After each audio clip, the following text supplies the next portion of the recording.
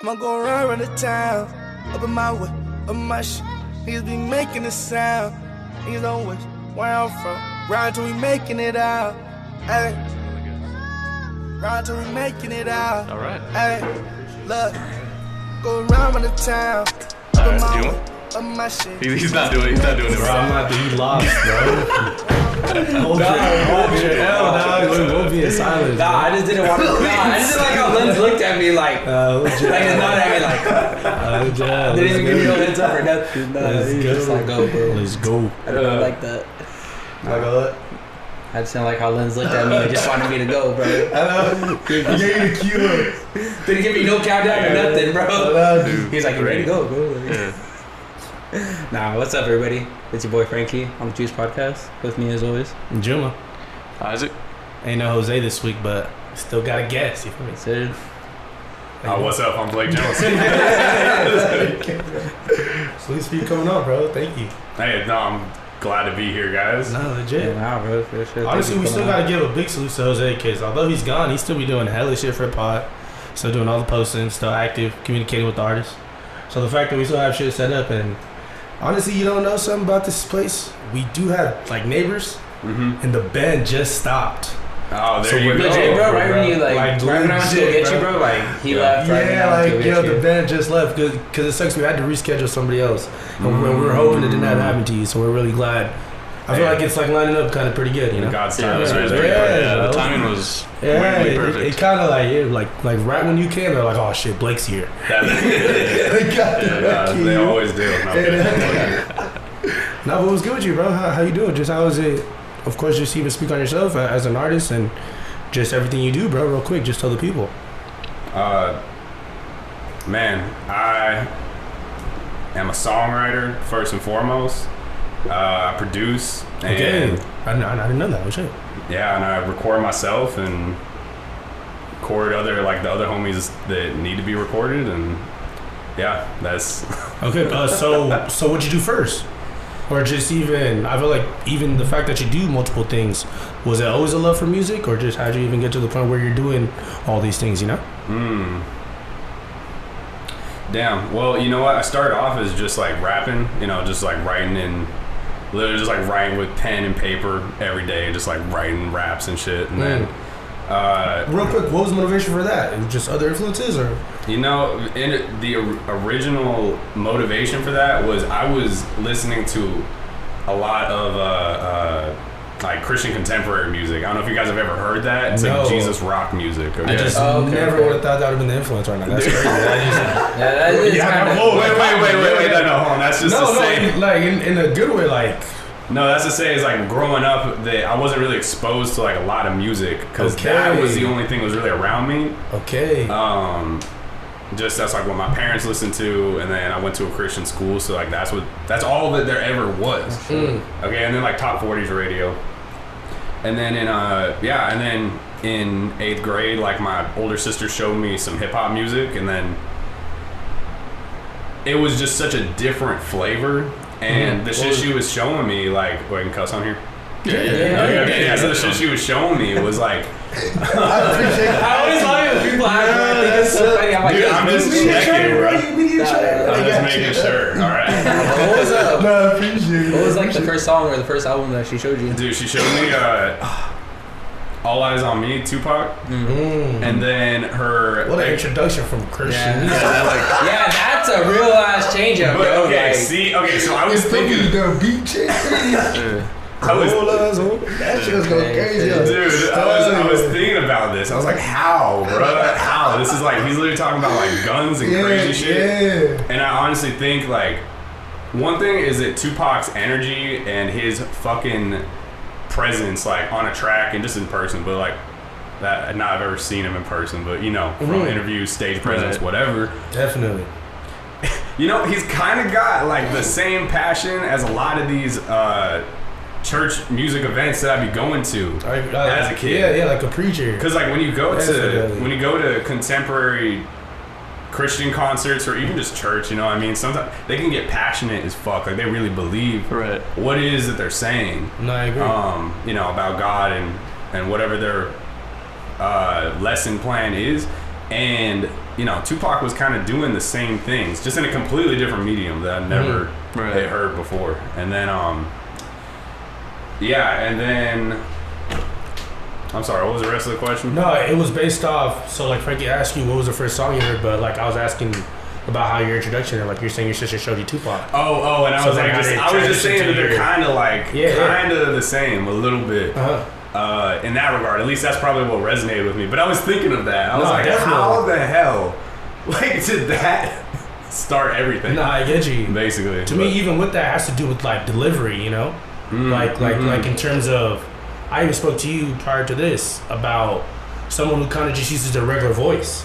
Like in a song, like we're in an era where it is kind of melodic. You can do layers. You can, someone who just talks to you with the regular voice and it resonates has a big difference because you just believe them. It's like believability is like a thing in music or just someone that's giving you a message in any field, you know. And I think to a teacher, musician, or you know, it's just like delivery is a big thing in all of this. Dude, yeah, absolutely. And if you can't say it with your chest and with your own voice, and like, I don't know why are you saying it? You know what I mean? Definitely. I mean, granted, man, I was gonna validate it with like, I guess like some people, you know, like an actor or something, they're using somebody else's voice technically, but in the realm of music, like it's super important that, for me at least, like in my artistry, it's important that I'm saying everything like with my voice, that I don't need to, you know, be putting a lot of auto-tune and shit on it or whatever live, you know what I mean? No hate to auto-tune, T-Pain. No, definitely. But I feel you. It's still love on this side. Yeah. But even with your writing, so like was it after you heard one Tupac song you knew you were gonna start writing and stuff, or just like was it, you know, like what was your rabbit hole after that? It was a summer of Tupac music. It was Tupac, Razzcast, Eminem, he's in Macklemore. Actually, Macklemore was just getting on. Well, not just getting on, but he was just like the Heist album came out. And yeah, I mean, a lot of that stuff like resonated with me when I was younger, and also exposed me to a lot of ideas that had been kind of like taboo. You know what I mean? Because I grew up with like around a lot of like conservative ideas and shit. And no hate, but it's just like, you know, I can't remember. I think it was what's that song he has about gay love? Same love. Macklemore, okay. I just know that first line. It's just like, what is it? In third grade, I thought I was gay. In third grade, I thought that I was gay. Yeah, it was crazy. Yeah, everybody was like, it was just that one bar. That one bar. I don't think I've ever heard the song actually. I just know that bar from like everybody, because I'd be on socials too, like Twitter and Instagram. But there was a time where they would just quote that as a thing. Well, see, because Macklemore had like that. Excuse me, the like lesson stuff that I guess I related to from the Christian music I was talking about earlier. It's more concept based. Yeah. And Tupac was talking about things that it wasn't until later that I understood. Like changes real quick, or like the song changes, you know? Yeah, dude. And of course, like in 8th grade, I'm listening to that, and I'm like, I'm going through changes. I'm going through puberty. But then, and then later you get like more aware of just kind of like what goes on actually in the world. Definitely. But I just remember my older sister showed me like so much, so much like. It was honestly just a summer of like the All Eyes on Me deluxe album and Eminem and then Macklemore. That summer going into high school is what like really, that's really what got me started on like rapping and shit, you know, because that's what I'm listening to. And then I'm also listening to like Team Backpack ciphers and shit like that. I know you know about that shit. Bro, that's the Hobson era. Dude, Hobson era. That's what we were talking about. Like when I first saw you in the show. Right, you feel me? I was on all of it. Like, Trust, these side shit like that. Like, dude. Yeah. No, that's why. Was that the one that shocked you the most, Tupac? Or was it an artist where like you listen to them and you're like, what the fuck? You can even like that you could even do this? Okay, wait, when you say shocked, like you mean by their artistry or by what they're saying? Or just compared to Christian music? You know, because you said it was like big like open up your view of music. Man.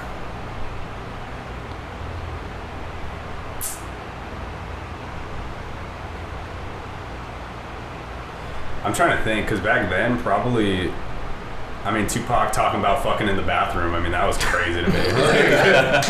Dude, I promise you, bro.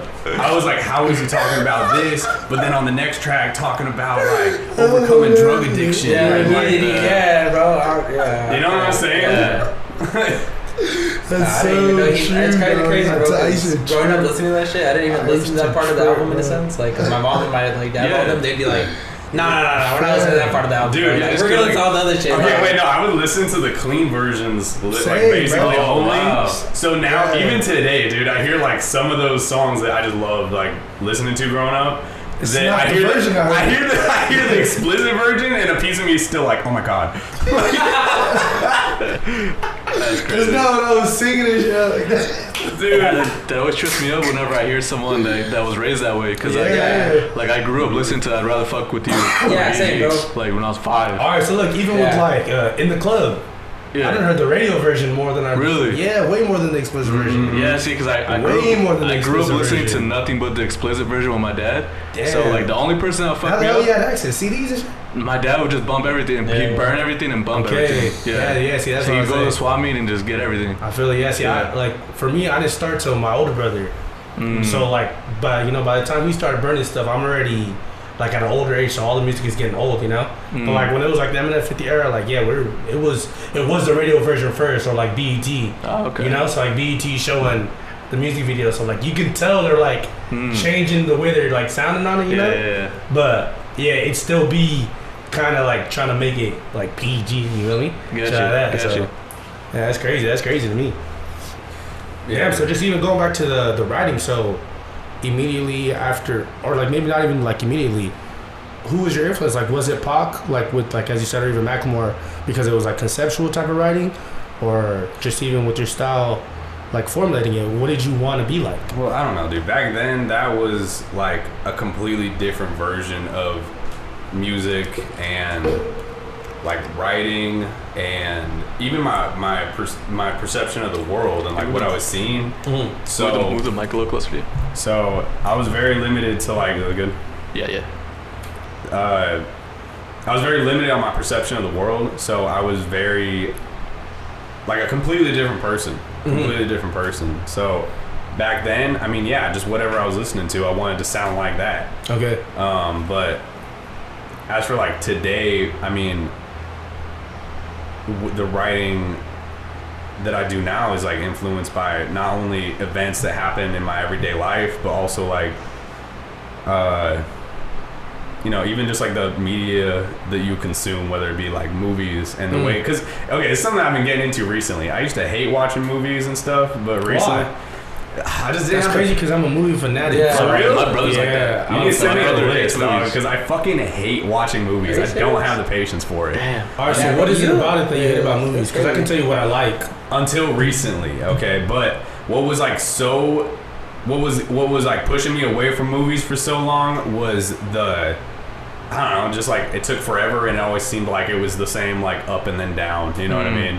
Okay. Like, okay, of course the hero gets the girl. Like, of course she's not gonna die. Okay. Like, whatever. So do you like sports movies?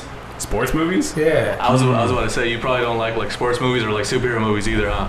No, I feel like you would like sports movies But because see, I love superhero movies. You do, because I feel like those are like the same stories told all the time. Where like Yeah.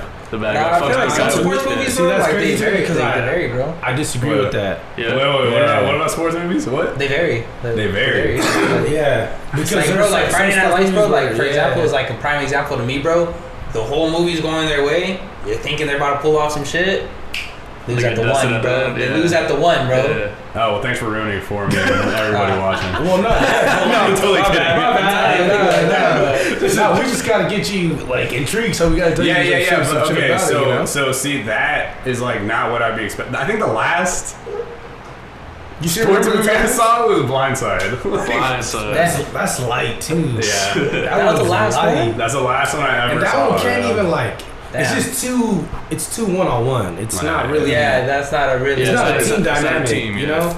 Yeah. That one's really 'cause one-on-one. it's different and, when like, it goes to showing like different people's like dynamics. Like to me, I can understand why. The reason I said, just even going back to your point, why I disagree with like superhero movies. Oh yeah. Because I believe in character development, Right. and I always say this about movies. That's my biggest thing because I feel like I'm always like that's my biggest thing in the way I like music. People who are really really introspective. Right. That's just character development. Like you're telling me about your process and progress. You know. I agree with you too. No, I was just saying that's what most people say about superhero movies. Okay. The bad guy loses at the end. You know? Okay. Yeah. Now see, to me, like, because our recent age with superhero movies, they tend to build up the villains. Yeah, for multiple movies. Yeah. Like they'll do you.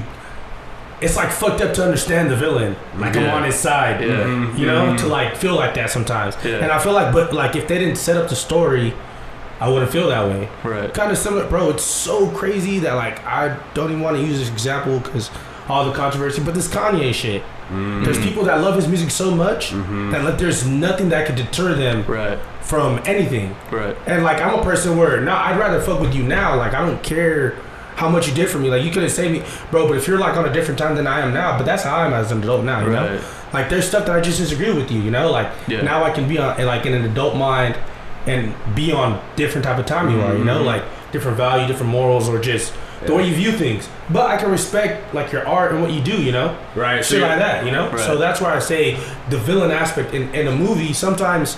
You won't really understand their motive until you see how they're built up. And I'll fucking bro, like I like a good villain, bro. No, definitely. And there's people that love Joker. Yeah. Like the movie Joker.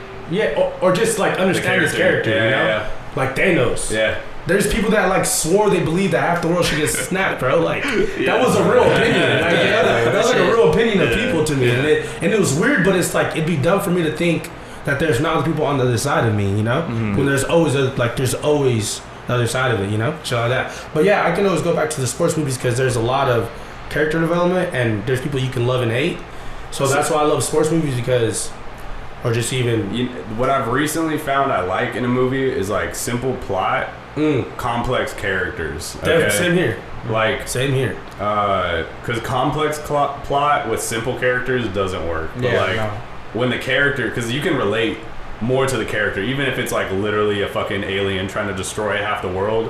Some people really are like, yeah, fuck these people. But that's good shit. But you know what? Yeah, you got a point. And that's what I was gonna say is like what's been getting me recently more into like consuming like television and movies and stuff. I'd love to send you a list, bro, because I feel like like hook it up. But like going back to understanding the villain, right? Like. That's something that I feel like is for this generation super important because one, we like to understand everything. We like to have all the info. Right. But also, because back in the day, like my dad's older, okay? He's almost 70 years old. So he's used to like the hero and like the fucking like westerns and shit. Like I was about to say like cowboy movies. Yeah, cowboy movie where it's just like the hero, this heroic like. Perfect dude. Unstoppable. Yeah. Okay, that's what he fucking lives for. I see that shit and I'm like, I don't understand this. Where is the rise and fall? But then I just never be knowing how these fools is that nice. But I think like just straight from the hip. Bro, they be mad regular to me, bro. Yeah, bro. What you just work? Yeah, back then. That's all you do is just work. I'm not saying it's not cool, but like, yeah. No, back then the movie stars didn't even have to get buffed. They just had to put out their chest, and that was like, fucking bro, they're like, right in the shoulder. Hey, shit. Had minimal lines. You just had that bass in your voice. That was it. That's what I'm saying. Yo, clean shave and that's it. Nah, I don't know none of that. So yeah, and then understand the villain. Like, I mean, I feel like also it's really cathartic to see what made this person snap. Like the example I'm gonna use that's coming to mind is the Joker movie. Okay, with Joaquin Phoenix. Right. Dude, holy shit! My sister literally like fucking cried and had to leave that shit. I almost cried a couple times during that shit, just because he's in like so much pain. You know Definitely. what I mean? It's kind of cathartic to like be involved in this movie for a second, see somebody like go through some shit, and then become something bigger than like their fucking pain, even if it is for fucking evil. Definitely. Right. And to me in that movie, it's like the fact that he was encountering everyday life. Like he would just go to his job and get hated on. Yeah, fuck it. You know, fuck it. I'm gonna just leave. Yeah. You know, like, all right, fuck it. This place made me mad. Yeah. You know, maybe the next place might not make you as mad. He goes on the train. So then, and then it's like, why does another just trying to do regular stuff? He wasn't trying to be like in people's business. He wasn't trying to do anything out of the ordinary. And sometimes, like, you'll still just not be, or like I don't want to say appreciated, but just like, I don't know, just like unaccepted. That's like sometimes a thing, you know? Right. And to me, bro, like on the most simplest level, like I remember going to school in an area where it was all white, you know? And just even at Kennedy, where not it was all white, but it's just upper middle class. I say that's a better terminology. Upper middle class. And I'm coming for a place where it's not as, you know? Right. So when you don't have over there, it's like, it's really like a look down thing, you know? A place where there was no uniform and shit like that, you know? You just catch a rock, run clothes, everything. Like if you wore the same fit, like twice, like 3 times a month, it was like looked down on, you know? And it's like, bro, I'm just doing regular stuff. I'm just coming to school, trying to be regular, and you guys are just like against me. Like, why am I being? That's crazy, man. You know? But that's just even when you change classes. Right. Like that's like on the bro. I'm watching the Boondocks right now. They just came across some money in the show, you know. But they're in an upper middle class area where it's like people who just don't accept who they are. Like it's like in like just being unaccepted rather than, you know. Like so I use a joke like just I use the Joker movie. It's just I know there's multiple instances in life where it's like that in a sense. Yeah, and also like that movie shows like there's not really a lot of empathy in his world. You know what I mean? Definitely, empathy is a big word. Yeah, definitely. I mean, also it's literally even like a consideration movie for what you got going on in a sense, you know? Yeah, but it's also, I mean, the whole villain like come up is kind of like a hero story in and of itself because as people, I mean, we just love that. We love that like hero come up, whether it be Nipsey Hussle, whether it be the Joker's like origin story. Right. Seeing them become something bigger than just like suffering, you know what I mean? Right. But that's also just like the spirit of that's like the energy of creation though, you know what I mean? Like when you're creating, you're taking and expressing something, whether it be pain, whether it be just fucking feeling yourself, whether it be whatever, like you're taking it and making it something bigger, whether it be like, you know, some art or music, whatever. I can't even like think of anything else. No, definitely, bro. Yeah. No, to me, because like art is like really broad. Because I say like I love movies, and to me that's like an art form, like the character in it, you know. So it still qualifies under that like same umbrella in a sense, you know. But to just even go back to our original question, bro, at the beginning, it's cool that we even got this far to get to the stage where you start recording and making it into a passion and like a real life thing. When did you even make music like that for you, bro? So then in college, like, I mean, I knew how to record myself with the basics, like literally just get the How so though? audio file to the fucking like a USB microphone, like just raw into the like GarageBand from the mud, yeah. What program did you use? Or literally GarageBand. First it was Audacity. Okay. So many start with Audacity. Dude, no, how it started in 8th grade, I had like the iPod playing the beat, and then I took my mom's phone, okay, because she just got like the first iPhone that came out and used voice memos. And then would hear it in the headphone, record into the voice memo, email it to myself, and then put it in Audacity and hope it lines up. Like, I think J-Mac was saying the same shit. He used like an iPod, dude. To me, that's just love for the craft. To even attempt yourself, you know. And then so going through people, I'm just I want to do this shit. Well, I had no idea. Nobody in my school like did recording or anything. Okay, so then in college, okay, I was like had a slightly better recording setup, and I met this one dude, Slow Wine for Good Times. Okay, Big John, all love. And he showed me his shit, and he had a lot of demos where he was just like mumbling. He was more of like a mumble rapper, Migos type anyways. Like hubba dubba dubba, yeah, like exactly what I just did. That just mumbling, because he didn't have words for it. But it sounded like radio quality. I was like, what the fuck? Like, I was like, I'm over here busting my ass, bro. He just knows what he's doing. Nobody hours I spent in this note. Yeah, and then I'm like, how does your shit sound so good? And he showed me how to mix, like. Oh wow! After that, yeah, and then I just took some time to like learn how to mix and record, and that opened up like a whole new world because one, you don't got to go to the studio with some random ass people to be like, yo, let me like. Can I go and spit my shit real quick? Like, yeah, just like being dependent. Yeah, and so then you get to like kind of dive more into yourself and your own artistry with figuring out different ways of expressing yourself. Because then you're also not scared to like drop your ego a little bit. At least for me, like I'm not scared to. That's how I even was able to end up singing was because. By myself, I'm like, just let me try this melody right here. Let me try like singing. So you were heavy rap bass at first, dude. That's what I like. That's crazy because listening to your style, I would thought you were singing from the jump. I appreciate that. Yeah, I swear, bro. I ain't gonna lie. Especially when you brought up like the church, like I thought for sure you were gonna say something about being like an acquired type, honestly. Yeah. You know, there's a couple like talent shows and shit I did where I wanted to sing because I had this like there's like 2 songs that I just loved singing. But I mean, other than that, like I wasn't really. I don't know. Now to think about it, I guess I've always been into like performing and shit because I was in theater in like high school. And was that by like you knew you wanted to do stuff with theater, or that was just like I'm gonna just take this? I think it's because the girl that like was taking theater. That's warranted, fam. Yeah. Yo, what classes you got? And then I mean. Yeah, nothing ever happened with me and her, but it's all right. That's be like that, bro. Yeah, but instead, little do you know, she just made you have to be in theater. Like that was the reason. I found my real first love, music. But shit, performing. Hey, I remember you said whole name. He said music. Hey, you caught me. That's but.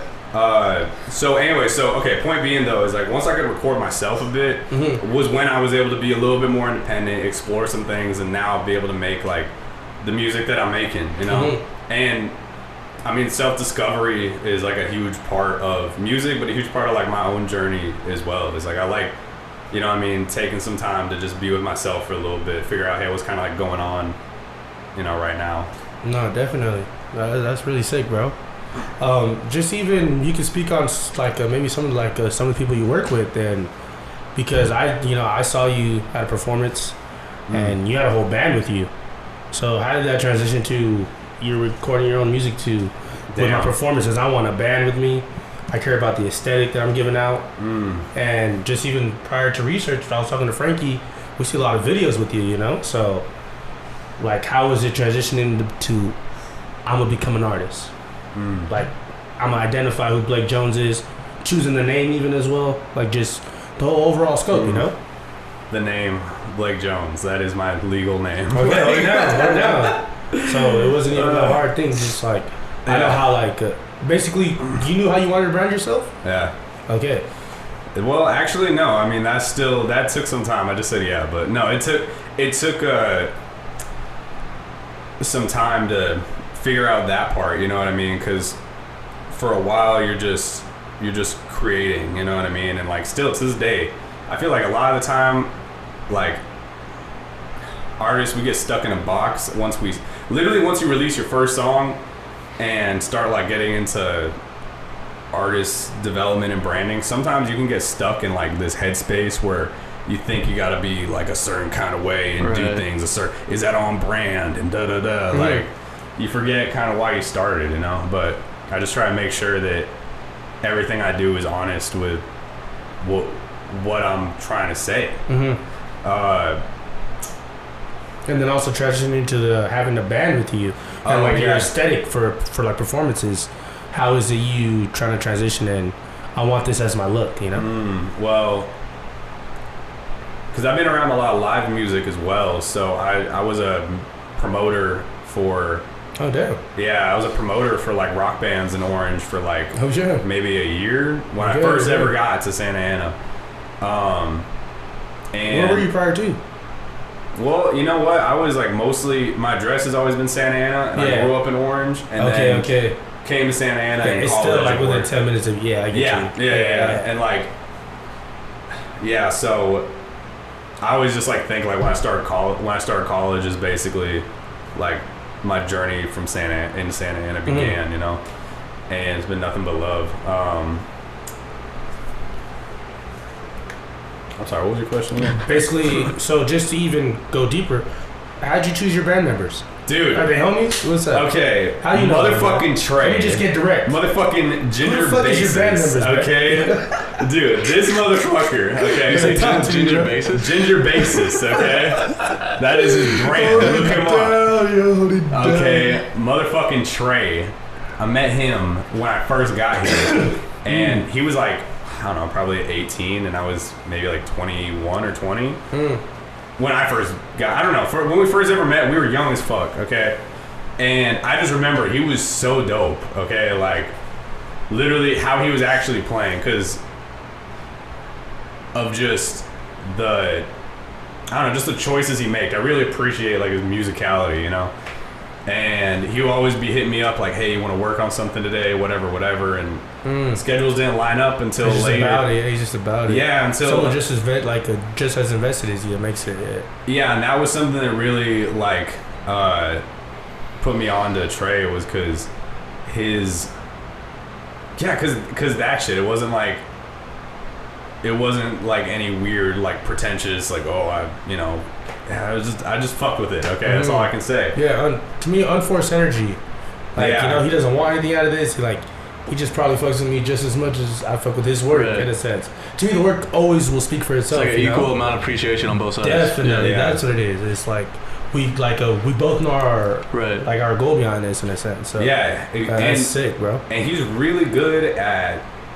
He has a really good ear for listening, because it's not just like input output with him. He's like, well, what's this song really trying to do? Like, what's the vibe we're trying to go for with this song? How can I express that? How can I help you like to be able to express it as well? That's not the conversation we have whatsoever. That's literally all just energy that happens. Okay, he doesn't say any of that shit. Okay, that's what I mean. Is like he just fucking gets it. That's fire. So yeah, fucking Trey. Other than that, I gotta stop hyping him up, bro. I gotta stop hyping him up. Continue, please, bro. So then I've worked with like he's like respects, he's the one who's been with me since like basically every live show I've done. He's been a part of it. Okay. And then I know a lot of musicians because just being a part of the scene in Santa Ana. So sometimes I have other people fill in for other things, and also working with my boy Gavin, who is just an incredible like instrumentalist. I mean, this dude is he's like peaceful but edgy as well. So I appreciate that side of him.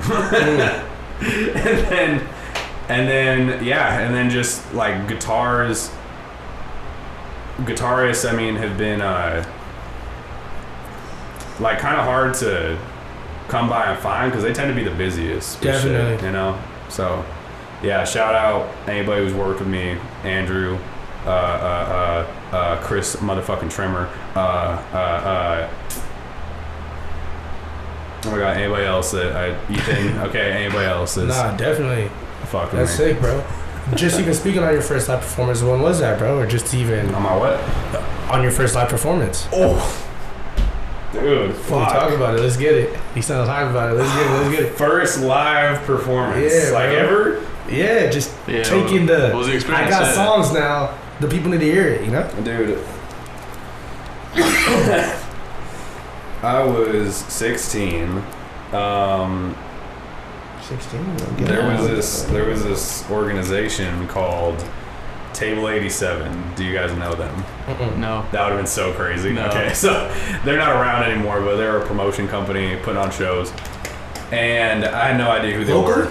Yeah, I don't know, dude, because this is when I was in high school, so I wasn't really, bless you, I wasn't really locked in with like the scene per se. Oh, okay.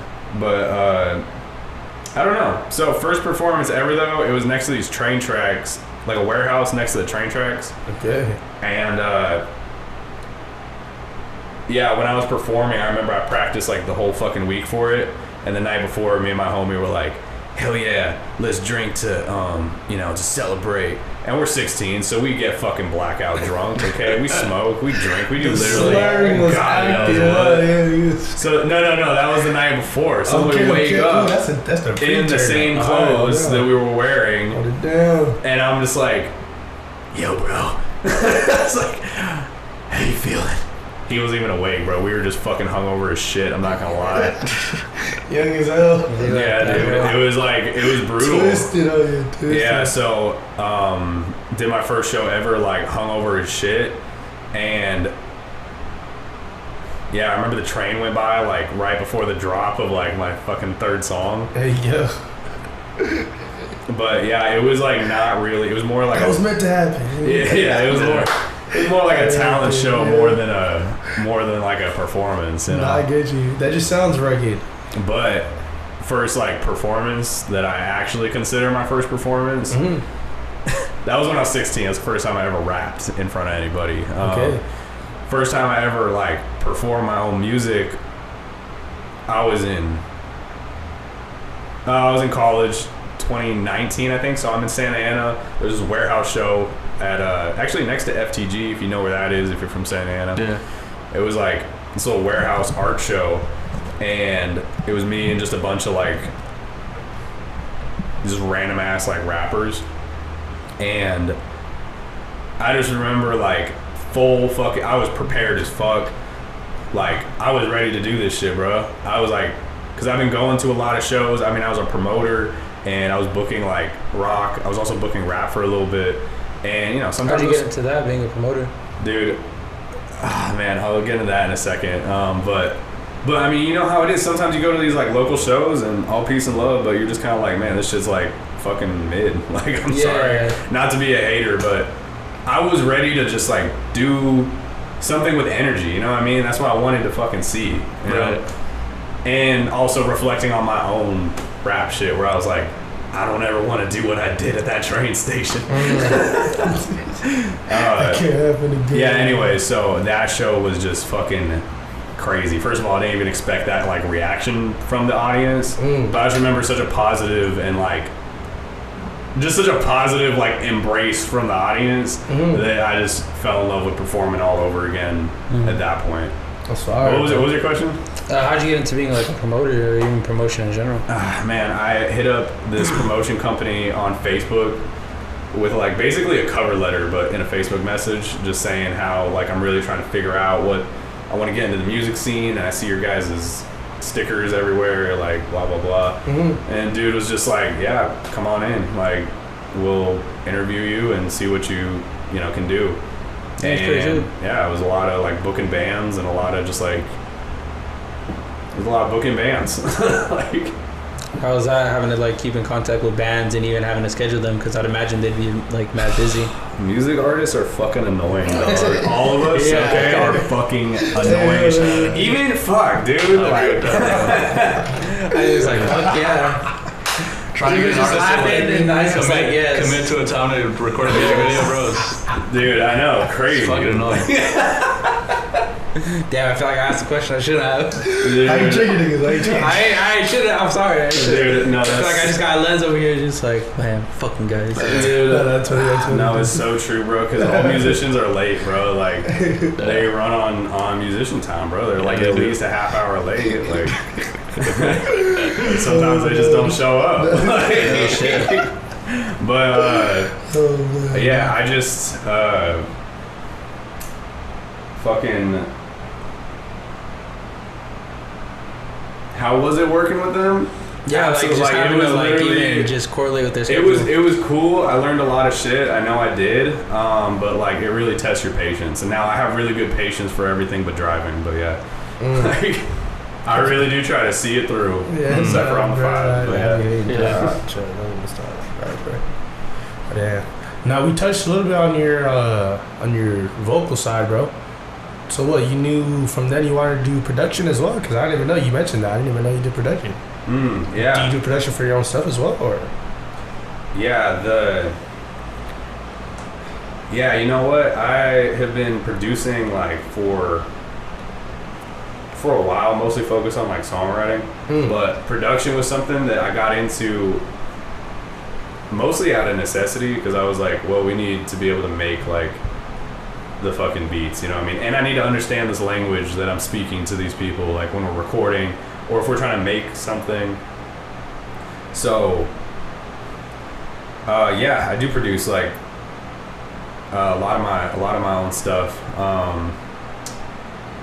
The Can't Convince Me album, I think like probably at least 4 or 5 of those were all me. And then for the next album I got coming out in 2023, we have I think actually most of them. I think like all but 2 songs so far are produced by me. Okay. All but 3 songs actually, but yeah. Just even speaking on newer stuff coming out, can we get into maybe your first album you drop, and then we can possibly get into the the next rollout? Like, what was your first tape that you did drop, or album, or? First tape I ever dropped was with my best friend Gianni Boyajian, because he was producing on FL for like the longest time, and yeah, and then I was rapping, but we just didn't really like click musically for a while, and then one day he was like, hey dude, I have this idea for a project, I would love for you to like rap on it, and we dropped a rap project called Phone Keys Wallet, and I'm not sure if you can find that anywhere. Like, though, if you know, you know. Okay. And then once I was there, you was lucky. You feel me? Yeah. It was probably like a little 5-song EP. Okay. And then we got, what else did we have? Then you want me? What am I doing right now?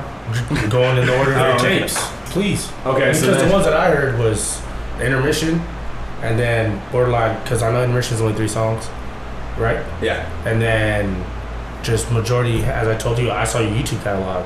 So it was a bunch of singles in a sense. I feel like the way I was viewing them.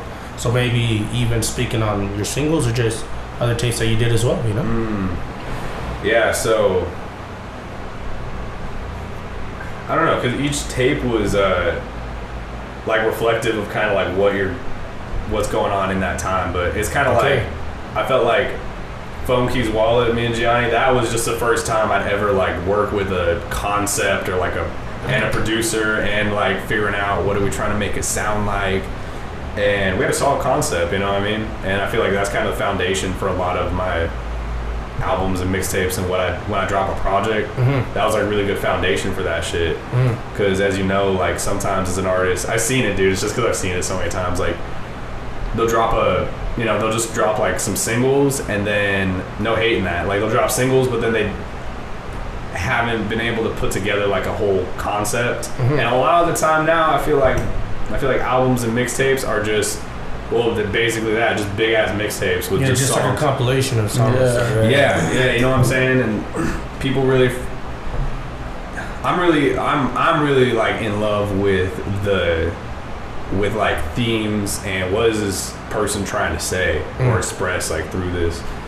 So Phone Keys Wallet, I'm trying to go through this quick, okay? Do your thing, bro.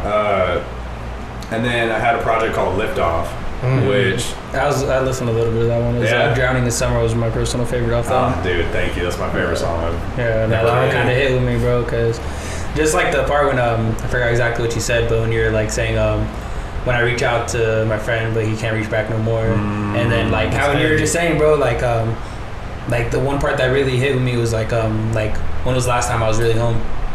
Because like I lost a friend like when I used to live in Tulare, so when I had to come back home for like the funeral, kind of sucked, like having to come home for that. Yeah. So like that part kind of just bro. Kind of.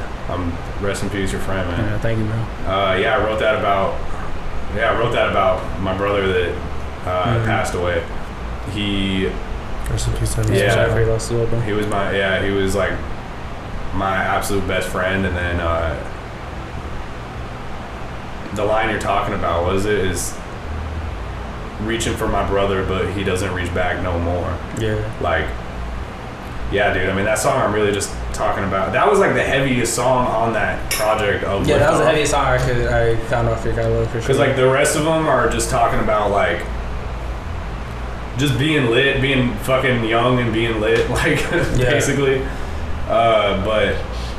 But then that one, like, I was really scared to put that one out, you know, actually, because I'd never been that vulnerable on a track.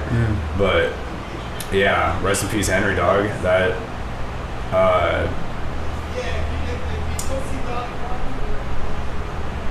I can't remember even what I was saying about that. Sorry, I got distracted. No, it's all good. We were just speaking about your albums, and like you mentioned, "Can't Convince Me," and then he mentioned that song. So yeah, Lift Off. So Lift Off was like really kind of let me like try to find my own, basically was what I was trying to get with on that album. You know, what's my style? Because when I put out Lift Off, all that was around me was like trap rap and like jazz rap. Oh shit, okay. No hate, that's literally no hate. It's just like that's what I was exposed to. So I was scared to even put that project out because it's a little bit more poppy. Yeah, it was more different than what you're surrounded by. Yeah, so I was like, man, how are they gonna like receive this? And then we threw a release party at the Cool Lab Project, all fucking love, and we were lit ever since. So then some time goes by. And right before the pandemic, I was like trying to put together an album, but like it just was not coming together, you know? So I put out this little 3-song EP called Intermission. Because it's an intermission between the fucking albums. Right. And it was just really like personal, like some shit that I was going through. And that song I made like 2 out of 3 of the beats, which was just a challenge like for myself to try to figure out. I wouldn't do all 3 of them, but the third one was just you did something in Intermission, or you did something and Light Jacket. Okay. And then finally, some time passed. There's some singles that come out, and then we get to Can't Convince Me, which was like the first full body of work that I have like took the time to put together and figure out the concept and shit. And I mean, that was just a fucking beautiful process, you know, that was beautiful. That was like fucking beautiful, dog. We were up like pretty much all of October. Like we did not go to bed until 3, like to just get the show ready and shit. That's active. Like, and I literally had only, you know, kind of like dreamed about that like grind lifestyle and shit from, you know, I mean, you listen to hip hop music and interviews and shit, and you think that's what it is all the time. Yeah. But I mean, I don't know. That shit just really pushed me to like my limits that season, and the fucking fruit that came from it was beautiful. It's a bar in itself. I'm listening. That's fire, bro. Thank you, dog. Had you even come up with the concept, or like, what was the main purpose of the whole vibe of the project? Can't Convince Me actually turns a year on October 22nd, which I don't know if this is going to come out before then, but that's this weekend. This one should come out next Friday, yeah. Okay, for sure. Well, yeah, so Can't Convince Me just hit a year. And what was the question? Or what was the vibe and the concept of the whole thing? You know, like what were you? Maybe the mentality you were in, like compared to past stuff. Was it like I need to progress from my past stuff? Like what was? Because even how you spoke on Lift Off, majority of the songs were maybe turn up, and only one song was vulnerable. Was this Can't Convince Me majority vulnerable? Was like just maybe like just speaking on the whole concept of it in general, you know? Yeah, Can't Convince Me. I mean, it just came from really like finding out what I can do, you know, that year. A lot more experimental? Yeah, experimental. Like, I remember the first song you hear, Disagree, that has my boy Eric Young on it. He was living in my house for a little bit, and I just remember, like, 'cause him and I would talk all the time about, like, life and shit, and also bullshit, but but I remember it, like, you know, I'm just him and I were just like just talking about like not being afraid, you know what I mean? Because he's somebody who's always been like very unapologetic, and I don't know, just having that kind of like energy around like starts to kind of change your perspective a little bit. And yeah, like I don't give a fuck in a good way though. Like, yeah, it's like an excessive confidence. It's not cocky. It's like excessive confidence. Sure, Because I have a friend about like around me that's like, my homie Jimmy's like that, bro. Oh, really? Yeah, I look at this fool. I'm like, if I had him around me, I don't think I'd be the person I am today. You think so? Yeah, I know so. I know so. Because it's like unapologetic. That's the exact word for it. Okay. You know, and like every aspect. So basically, though, okay, why I'm bringing up like that, how that influenced any of it was because then that night I wrote Disagree, which was like in a completely different style. It was the first like rock song, I think, legitimately that I had written. Everything before then was like pop, R&B, or rap, you know? And I remember Eric heard it, he's like, this shit is dope, dog. I was like, and yeah, and then the thing is like well, one, he's not really that easy to like impress. So it was like a value, especially because like him and I like we show each other our shit like all the time, and we're just like, oh, that's cool, dog. Oh, that's tight. Like, oh, okay, this one's whatever. So yeah, and then after that, like I was like, you know what else can I do like in this range? You know what I mean? And realized then like, no, this is the fucking attitude and energy that I have right now is like during that project was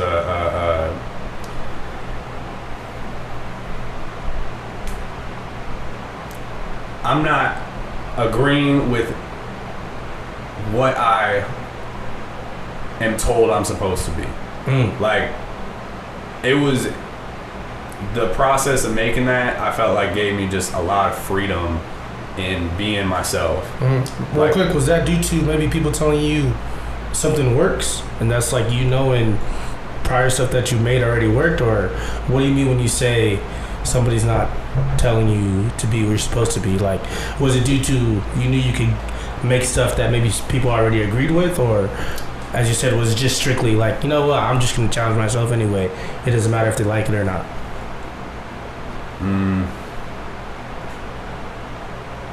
Kind of trial and error all the time, or is it just like, I know I've liked this kind of style, and like I'm just willing to try it, or is it more or less? It's a lot of things. Like talking about breaking like free from what you think people want you to be. One part of that is external, but like a huge part of that is just internal. You know what I mean? Like of maybe you're making the world to be like that. Maybe it's not actually, you know what I mean? Maybe that's just your anxiety or whatever fucking talking to you. Definitely. And like just embracing like, hey, maybe I don't gotta be rapping like all the time, or maybe my music doesn't have to sound like only the things that I've been exposed to or the things on the radio or whatever. You know what I mean? For a while I thought it was like, you have to rap like this, you gotta make a song like this, you gotta, you know what I mean? And talk about these things and be relatable in this way. And it was just like not finally, but I was like, let me just go full into that instead of like, I just stopped asking for advice basically. It was like, what happened? That's like the best way to put it. I stopped asking, how am I supposed to do this and what am I supposed to do? I was like, I'm just gonna fucking do it. Yeah. I feel you, man. That's fire, bro. I'm really fucking. So that's where like Can't Convince Me.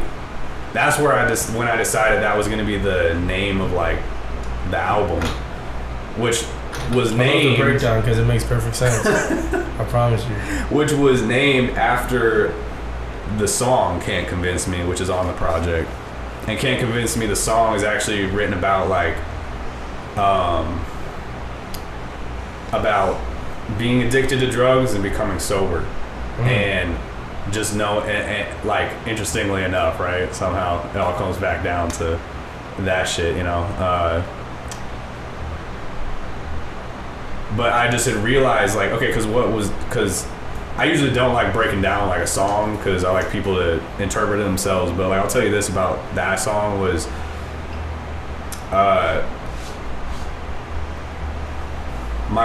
one of my friends, like closest to me ever, he was going through sobriety, okay, like, and he's been clean for like think a year and some change now or whatever. Okay, but at that point, you know, he was like, I'm finally gonna get clean, and I was seeing him like kind of go through the ups and downs of that and change as a person, like for the best. I was like, yes, dude, this is the person I fucking grew up with. Like, I miss that.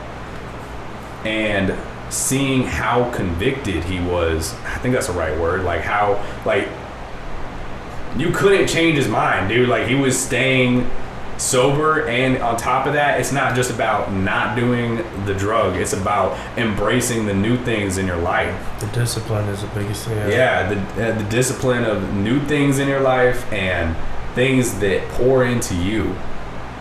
And, you know, and I just remember seeing like all the ups and downs. Like, he had a roommate that was like also in recovery, and then like just full blown went off the deep end and shit. And oh man, dude, that shit was fucking crazy. And he was and then he got like sober as fuck, especially after that. Oh yeah, right.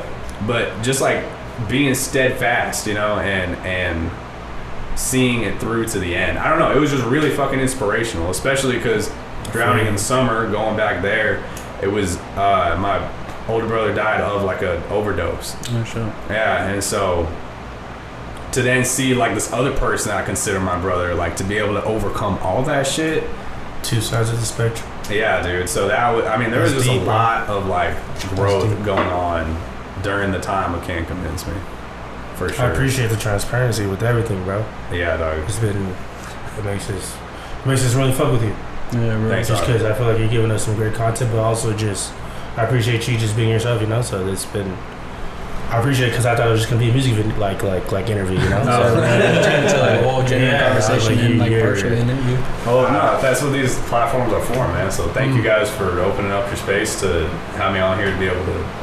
Nah, man, we appreciate it, bro. You understand? Yeah. It's been hard for us, I swear to God, bro. Yeah, honestly, I wanted to get your socials and maybe if you can speak on the new 2023 project. I don't know if you can give us a little sneak preview, a little talk about it, you know? Damn. So, all right. 2022, everybody 2023? 2023. Yeah, go Okay. the older stuff as well. You spoke on Liftoff. I spoke on Intermission. We both love those projects. Can't convince me. I'm gonna go tap in. I know. Yeah. I want everybody to go listen to all the other stuff before. I gotta listen to Bluff. I think it was. I think that was the one song off Bluff? the album. I think that was Bluff. I think that was the one song I gotta listen to. Yeah, dude. Go check out Bluff and the rest of Can't Convince Me. Okay. You can find me at innovator.com, spelled with 3 N's. You got a website? I got a website. What's up, man?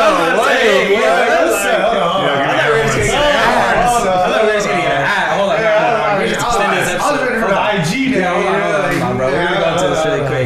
How the hell do you have a website? Talk about it. What the hell is your website like? What is it? Like, What's going on? I gotta know. You know, pull it up, okay? Innovator.com, spell it with 3 N's. INNNOVATOR. Let's go. Check me out on Instagram. Innovator. 3 N's. INNOVATOR.